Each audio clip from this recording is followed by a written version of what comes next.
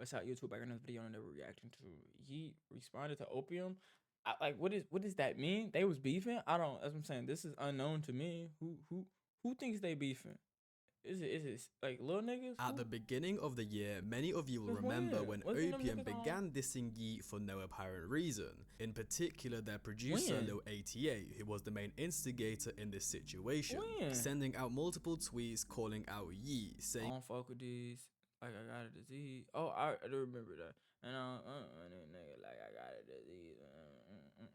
Yeah, that song fire though. Things such as he is Eminem with autotune and reverb, with Lone and Ken supporting these shots at Yeat by liking Lil 88's tweets. With the Opium trio not only going after Yeat, but also one of his producers, Tragic, as Lil 88 would share DMs stemming from the March of 2024, 1 month before the Twitter warfare, with it looking like something happened behind the scenes between the two groups. Now, when this entire thing first began, Yeat stayed silent and didn't respond to anything they said, which is to be expected from him as he has never really entertained drama throughout his career. However, it seems like Yeat has finally had enough, as recently he has been sending shots back at the Opium Collective. So on the 23rd of September, Yeat would post on his Lifestyle Corp Instagram account. Hey, look, like in this video, they with him right there, announcing that he will be dropping his project Lifestyle in October, saying October we style. Now under this post, one of Yeat's most renowned producers, Yeat, would comment a bunch of pumpkin emojis, suggesting that the project will be dropping late October around Halloween.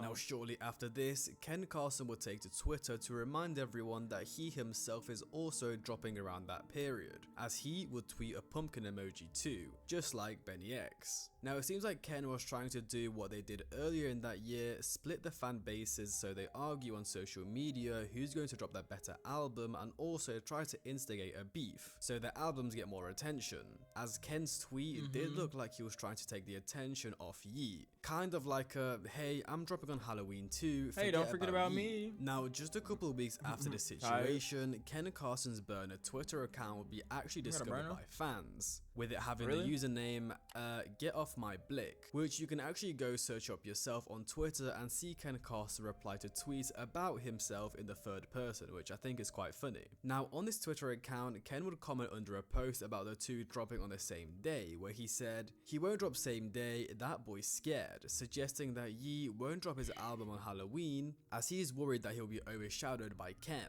And I think this just shows us that Ken himself has an issue with Yeat, as before. Real shit, nigga, did Ken even drop anything? What are we talking about? What are we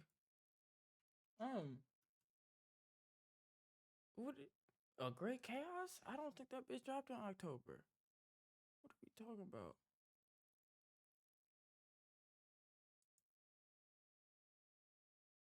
Overseas music video. That's what I'm saying. No.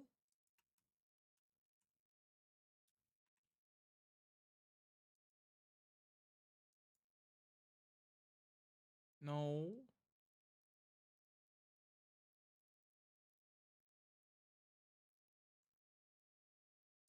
Like, I'm tweaking?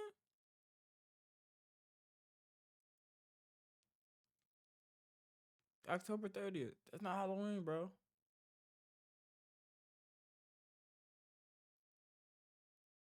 That's like the overseas and all that, right?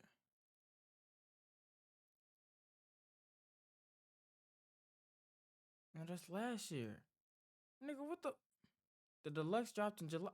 That's what I'm saying, nigga. He didn't drop. Or we weren't really sure because it was just Lil 88 sending out dumb tweets. Whereas, you know, Yeat and Ken, they've had actual collabs in the past, so, you know, people were thinking, you know, maybe they're still cool and it's just Lil 88 spazzing out on Twitter. But yeah, it doesn't seem like it's now, even with all this Twitter talk about like, who fans are going to listen to first and which artist is going to drop their better album, well, it would really be all for nothing, as Yeat would end up dropping a week before Halloween on the 18th of October, dropping his project Lifestyle. Now, Yeat has never been an artist that has really got himself into beefs, let alone diss people on his songs.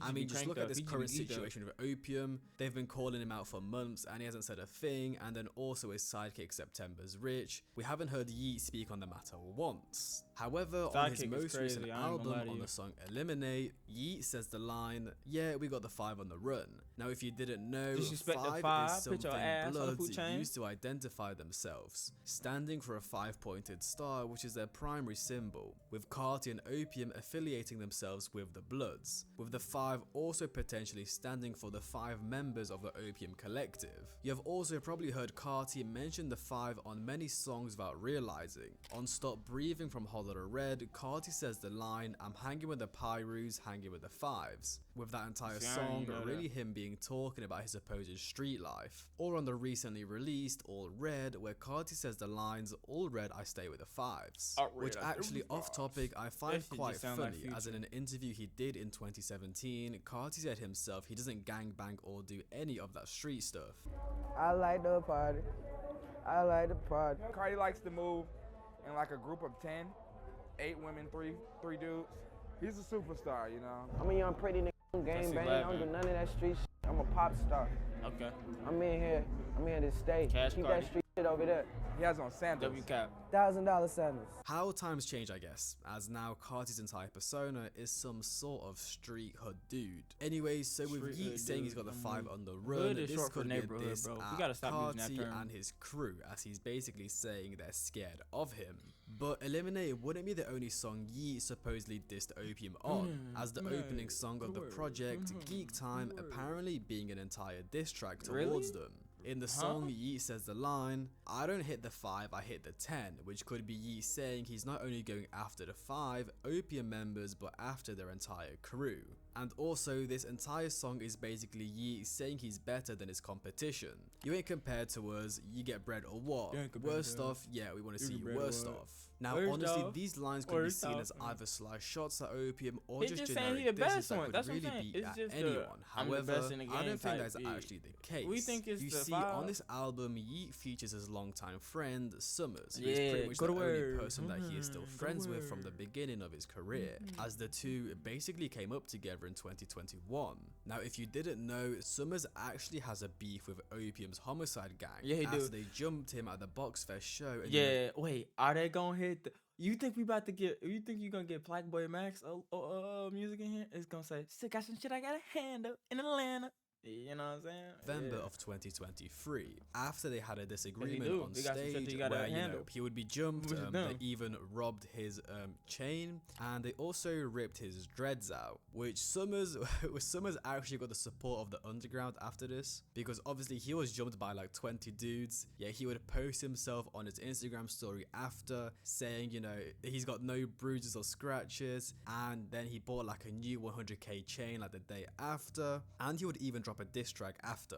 Now, this could actually be another reason Opium began going after Yeat. I think this actually is the sole reason, as of course he is friends with Summers, who of course had a literal fight with Homicide. Now, on their song Go to Work from Lifestyle, Summers supposedly sent shots at the 2 Atlanta rappers, trying to catch his ass at the show Okay We Booked Him, with Summers basically saying he's going to pull up to one of Homicide Gang's shows and get revenge, with Yeat and Summers continuing to go after Homicide Gang, as on the same day Lifestyle was released, Yeat would make an Instagram post with a caption, "I style, you style, we style, twat style," with Summers commenting under this post, "On God, laughing emoji." Now, at first, you probably won't get the reference or how this is a diss. Well, in the May of 2024, Homicide Gang dropped their album I5, U5, We5, which is obviously the same style of Yeat's Instagram caption, which can be seen as him mocking their album, especially with the fact that Summers commented under the post, which Yeat pinned. I think it's clear what their intention was. Now, this actually led to many fans believing that this entire war between Opium and Yeat was actually caused due to Summers and Homicide Gang. A fan said on Reddit, "I really think it's because of Summers versus Homicide Gang and not Lil ATA. All that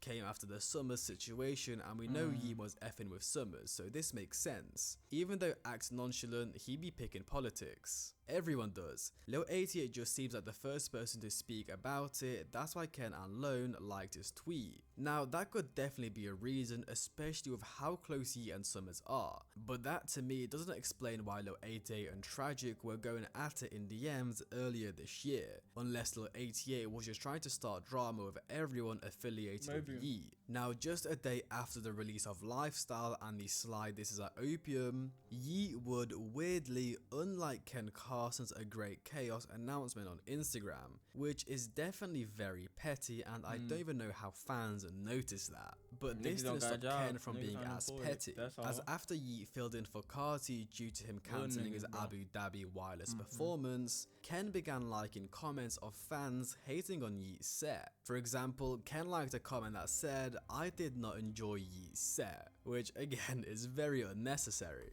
Overall, really showing us how pointless this beef is. It seems like it all started after Homicide Gang jumped Summers at Boxfest back in the November of 2023, which made everyone choose sides. Yeat stuck with Summers, whilst Opium obviously sided with Homicide. Now, I don't think this necessarily meant Opium had to start dissing Yeat on Twitter, as Lil 88 did in the beginning of 2024, who I actually think played a large part in all of this, as without him, I really think half of this stuff wouldn't have even began. Lil 88 just wanted attention, and funnily enough, after acting like a 14-year-old high school girl on Twitter for the past couple months, he has quite literally become the most hated person in the underground community, which has led to him announcing his retirement from producing. And honestly, I can't blame him, because the way he is treated by the Opium fanbase is hilarious. I mean, just look at these replies. "On God, the worst beat switch I've ever heard, die. I pray you get allegations. You tried your best and that's all that matters, little buddy."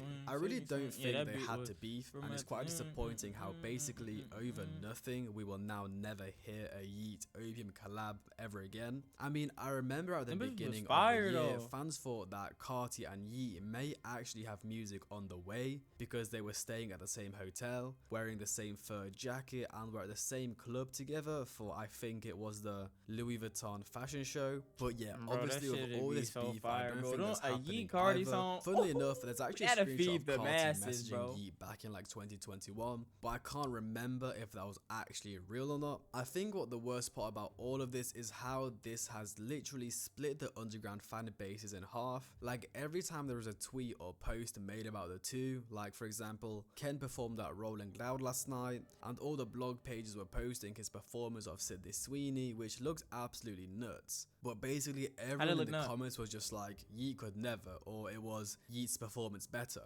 Basically, it's not only the artists going at each other, it's also the fans. And as much as I think this beef is silly, I must say it has worked out extremely well for Opium, because the momentum has completely shifted in their way. Like throughout 2021 to basically 2024, it was always Yeat that was recognized as the better and more popular artist. But after 2093, I think that opinion has completely shifted and people really prefer Ken Carson. Ken has doubled the daily Spotify streams to Yeat, which is obviously due to A Great Chaos and the Deluxe being such a success. Whereas Yeat's lifestyle had pretty negative reception and sold pretty poorly from purely streaming. But honestly, that's a conversation for another day. Anyways, let me know what you guys think of this entire Opium Yeat beef. Is it petty? Is it for the unemployed? Or do you think Opium has a genuine issue? Say that one more time. Is it petty? Is it for the unemployed? Or do you think... That's where I'm just ending this video off. Y'all like, comment, subscribe. All the links to all the other social media platforms are in the descriptions. Day 256, come live on Twitch. Love you guys. Stay hydrated. I'll see you on the next video. Happy holidays and happy New Year's. Salutations. Fine shit.